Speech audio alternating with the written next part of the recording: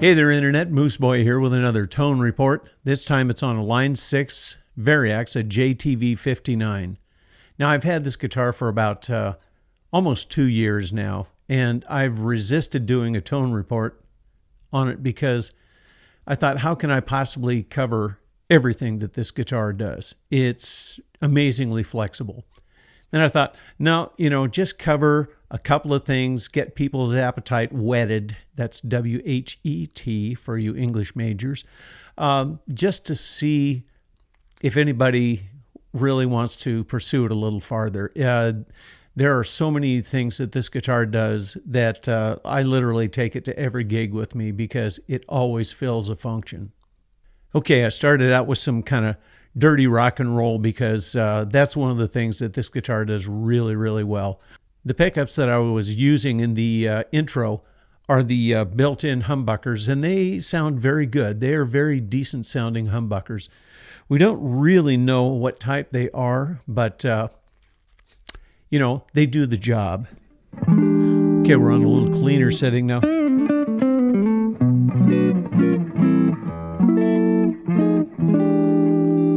And again, that's the built-in humbucker, the both of them here.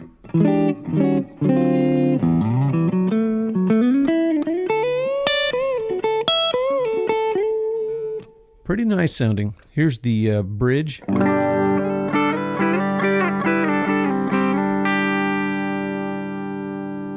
Nothing out of the ordinary. I mean, it's a really nice sounding, LP type guitar.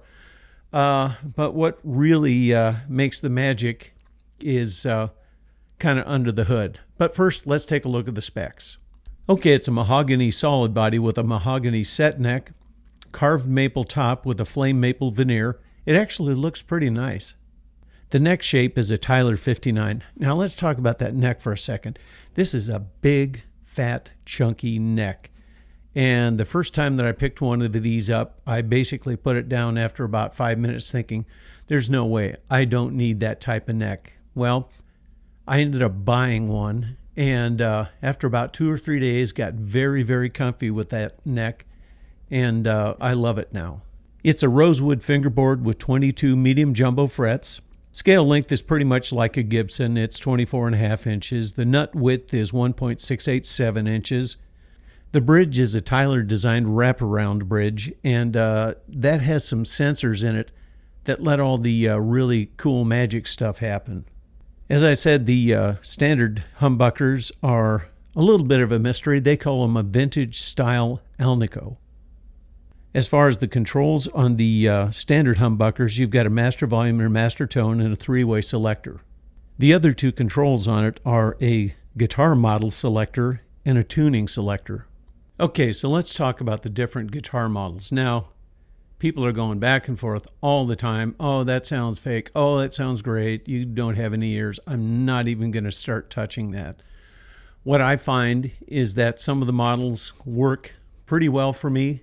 Some of the others, not so much. So I think you really have to pick and choose what you like on this guitar as far as the modeling of different type of guitars. So here we have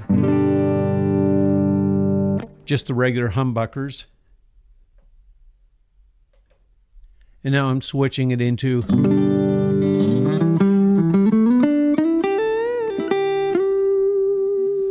a Telecaster type.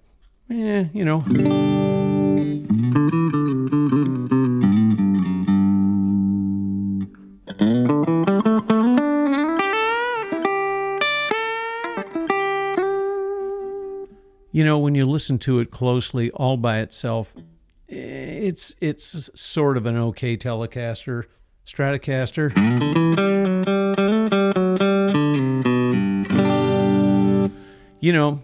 That's fairly acceptable. Again, to your ears, it may not be any good. Some people may just jump up and shout, oh my gosh, that's the greatest thing since sliced bread. I just think it's nice to have the different possibilities.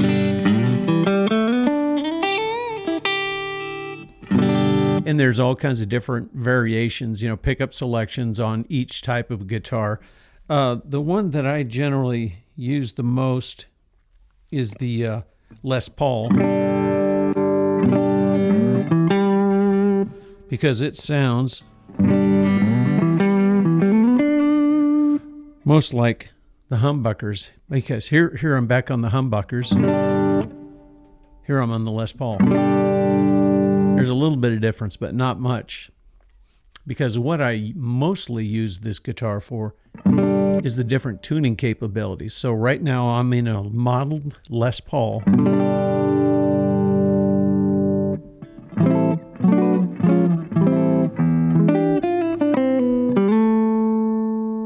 And the response of this is basically you just forget about it because there's no latency that I can detect. It just, and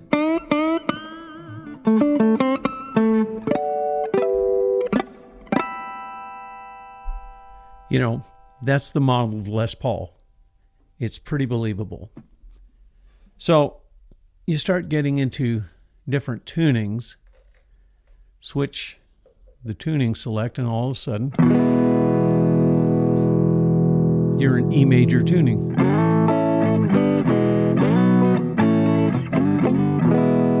Pull out the slide and you're ready to go. So let's say you're in the middle of a set with your band, and all of a sudden somebody calls out something that needs a slide. So you've just been playing some Eagles or whatever, and all of a sudden somebody says, hey, let's do some ZZ Top. You need, what are you going to do? Are you going to stand there and say, hang on a second, audience, you know, let me tune? Or are you going to hit the switch and be right in E standard tuning? Or let's say everybody is going absolutely nuts. The night is going great. You're in standard tuning. Somebody yells out some Stones.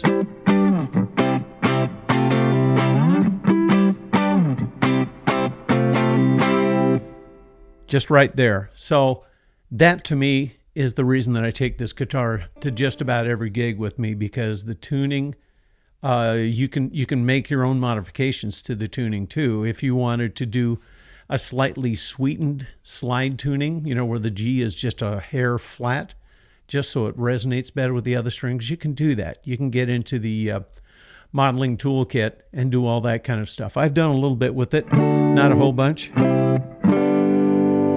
But the nice thing is that you've got all that capability. The capabilities just kind of blow your mind. And at first you just kind of tread water thinking, what am I going to do with this? How can I use this?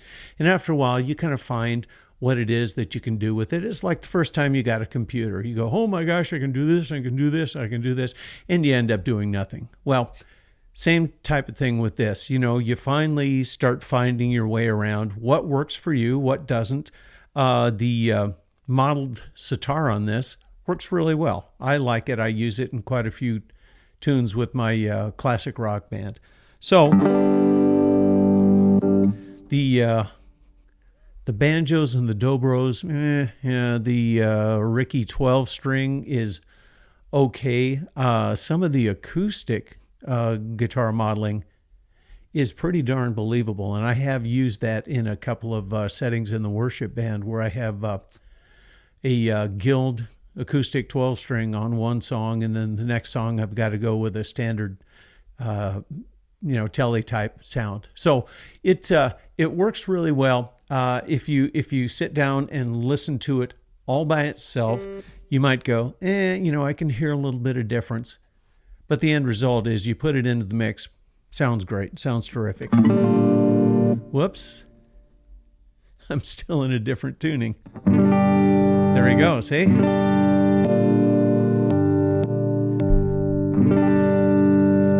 Pretty amazing. And there is a slight click when you turn the electronics on and off. So, you're not going to be doing it in the middle of a song. So you just, be quiet about it. Whoops, wrong tuning. So anyway, James Tyler, Variax, quite frankly, I mean, when I look at my gig list and what guitars I've taken throughout the year, this one far and away, this one, is 3, 4, 5 times as many other gigs as other guitars, simply because it's so flexible. Again, you've got to find what type of flexibility works best for you. So I've gone on long enough. Remember, 10 most important things for great tone. And if you like what I do, hit that subscribe button. If you don't like what I do, then why did you stick around for so long? Anyway, thanks so much. See you later.